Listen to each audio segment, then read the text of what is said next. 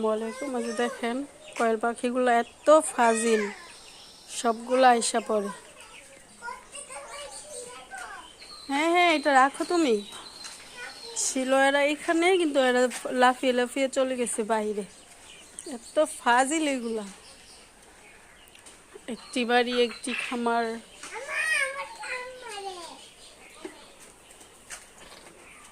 মহিলা মানুষরা বাড়িতে অবসর থেকে কোনো লাভ নাই ভাই।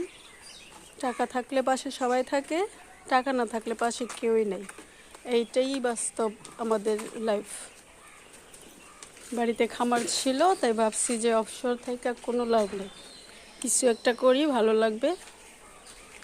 অনেকেই বলে মেয়ে মানুষ এইগুলা সেইগুলা করার কোনো মানে হয় না। আসলে মূলত সব কিছু করাই সবার জন্যই ঠিক। এখনকার যুগে এক প্রত্যেকটা স্বামীর ইনকাম দিয়ে কিছু করা সম্ভব না। তাই আমার মতে মহিলারা অপশন না থেকে বাড়িতে কিছু একটা করা আসলেই অনেক ভালো। সবাই একমত হলে আমার সাথে তাহলে কমেন্ট করে জানাবেন ঠিক বলছি কিনা।